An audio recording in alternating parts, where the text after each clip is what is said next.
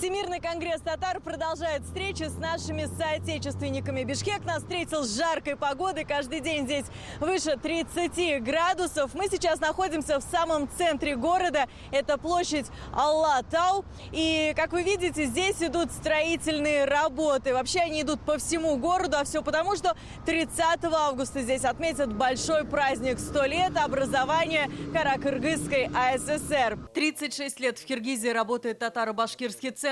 Встречи с соотечественниками здесь самые теплые. На столах национальные блюда, общение на родном татарском. Накануне было принято решение. 29-й школе Бишкека присвоит имя Мусы Джалиля. Вице-премьер Василь Шейхразиев обозначил новые задачи. Мы должны серьезно задуматься над наполнением школы. Джалилевские чтения можно проводить. Дети должны уметь петь и танцевать по-татарски. В школе должны быть методические пособия и татарские словари. Только после этого заработает татарский класс.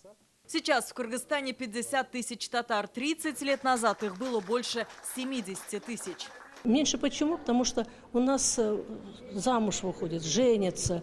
И если, значит, семья, муж кыргыз или рус, другие нации, ну, это, естественно, даже пришли перепись населения, кто говорят, что то, за кого они вышли. И молодежь, и взрослые учат татарский язык.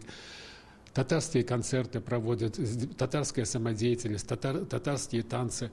Оно сплачивает и повышается роль татарской нации в Кыргызстане. Это образовательный центр для татар. Работает с 2018 года. Тогда по поручению Рустама Минниханова выделили средства на оборудование и учебники. Читать, писать, говорить, диалоги, между собой разговаривать, по любой книге любой текст прочитать. В прошлом году товарооборот между Татарстаном и Кыргызстаном достиг 200 миллионов долларов. Мы поставляем нефтепродукты, шины, автотехнику, медицинские препараты. Из Киргизии получаем текстиль, фрукты, овощи, орехи, изделия из камня. Я посмотрел, у нас Татарстан выходит в лидеры по экономическим связям и занимает одно из таких ведущих мест по развитию экономических взаимоотношений между Российской Федерацией и Кыргызской Республикой. Сергей Вакунов предлагает в 2026-м провести совместную межрегиональную конференцию предпринимателей в Казани. Рустам Нургалевич неоднократно говорил, Кыргызстан, она очень интересная, шикарная страна с точки зрения инвестиций. В этом году предприниматели Кыргызстана приняли участие на Казань-форуме. В феврале президент Садыр Жапаров приехал на Игры будущего.